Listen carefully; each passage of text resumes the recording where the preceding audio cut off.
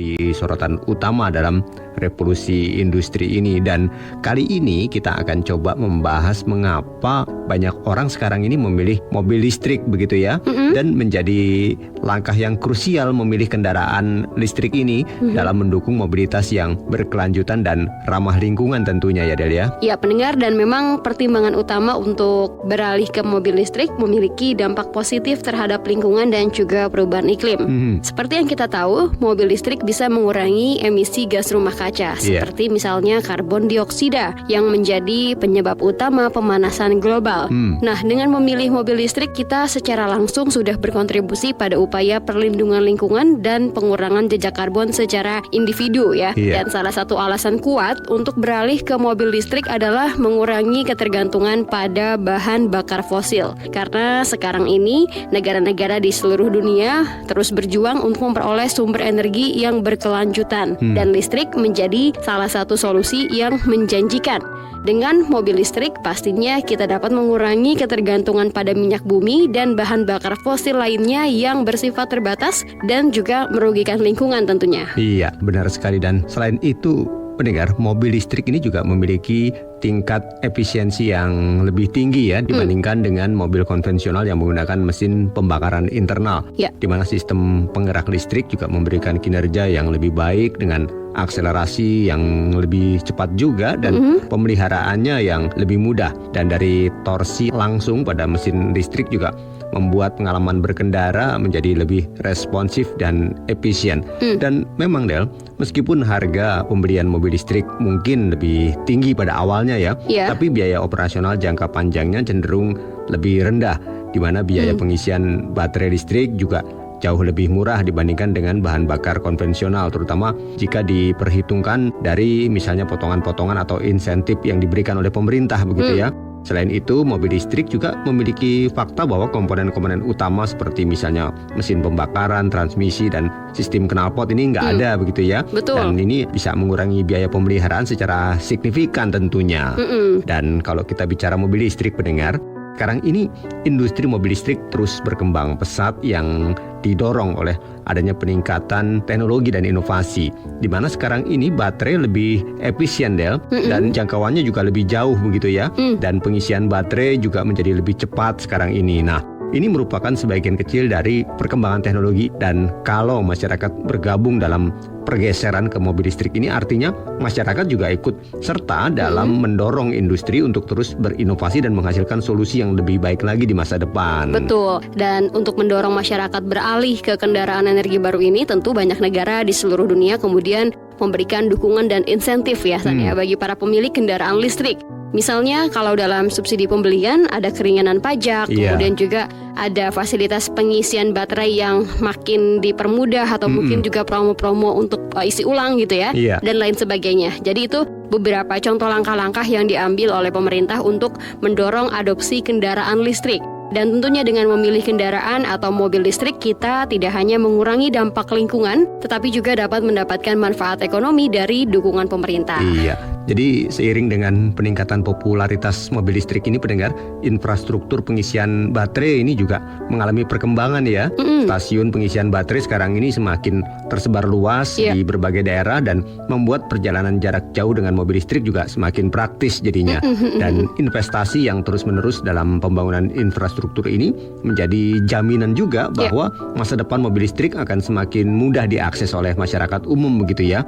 Dan belakangan ini Del, dengan meningkatnya kesadaran akan isu-isu lingkungan dan tanggung jawab sosial, nah hal ini juga membuat banyak individu dan perusahaan kemudian beralih ke gaya hidup yang lebih berkelanjutan begitu ya. Jadi bisa dibilang memilih kendaraan listrik ini bukan hanya merupakan keputusan pribadi, tapi juga sebagai bentuk tanggung jawab sosial terhadap lingkungan dan generasi yang akan datang. Dan dengan mengurangi jejak karbon dan memilih opsi transportasi yang ramah lingkungan, tentu kita sudah secara aktif ikut berpartisipasi dalam upaya global untuk melindungi bumi ya. Ya, dan kalau bicara soal kendaraan listrik, khususnya mobil listrik, tentunya kita nih atau pendengar juga mungkin udah gak kaget lagi kalau Tiongkok sebagai pionir atau juga boleh dibilang menjadi negara yang paling besar ya dalam produksi dan inovasi kendaraan listrik. Benar. Sebagai contoh, pada kuartal keempat 2023 yang lalu, penjualan produsen mobil listrik BYD tercatat sebanyak 525.409 unit.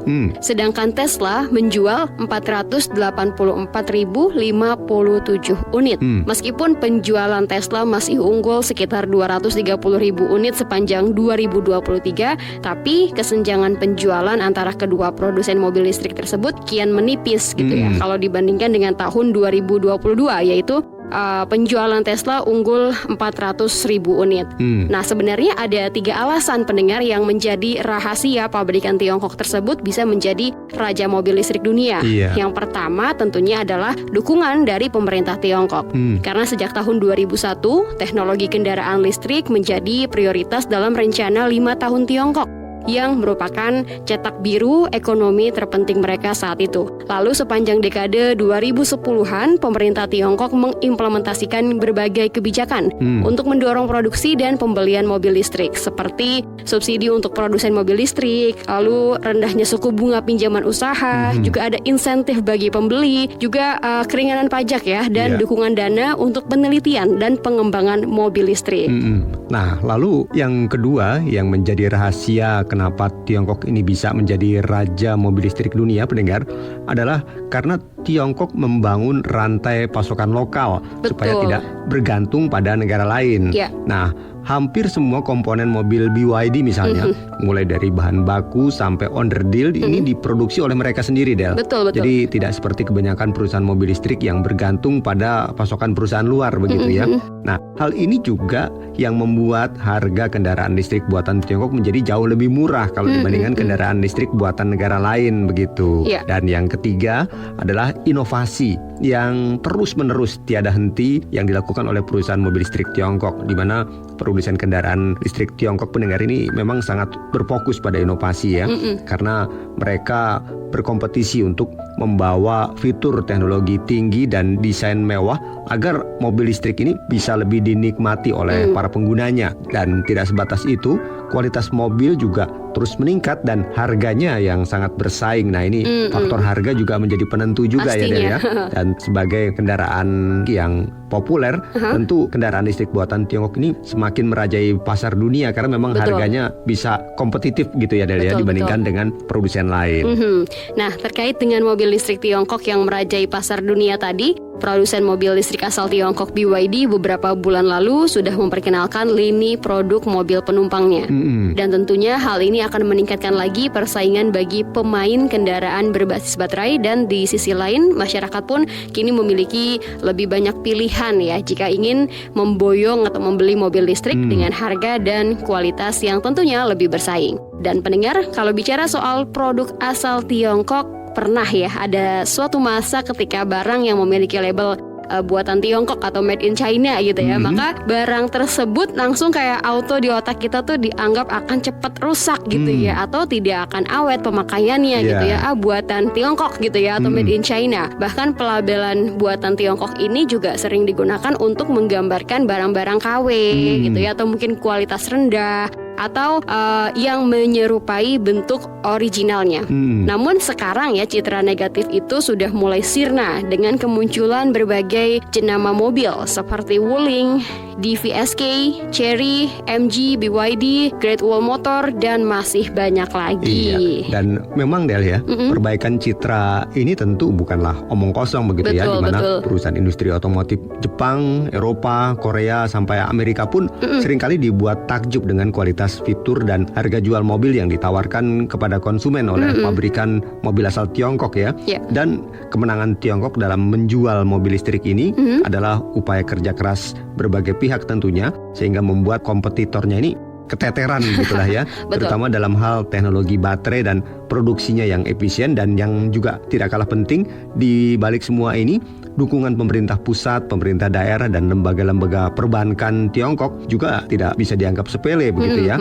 Dan dengan kerjasama dengan negara dan perusahaan otomotif inilah yang membuat pemerintah Amerika Serikat ini jadi pusing, Del, karena belum menemukan cara untuk bersaing dengan Tiongkok begitu ya. Betul. Nah, langkah yang paling gampang ya misalnya mengenakan bea masuk impor yang tinggi begitu. Betul. Seperti yang kita tahu juga Presiden Amerika Serikat Joe Biden sempat mengumumkan ya Hasan ya kenaikan tarif sebesar 100% bertujuan untuk melindungi katanya produsen Amerika Serikat dari praktik perdagangan tidak adil yang dilakukan oleh Tiongkok. Bahkan Gedung Putih juga menuding piranti lunak yang terdapat di kendaraan atau mobil listrik asal Tiongkok dapat membahayakan keamanan nasional dan warga Amerika Serikat. Dan diksi yang digunakan seperti biasa adalah spionase atau sabotase. Iya.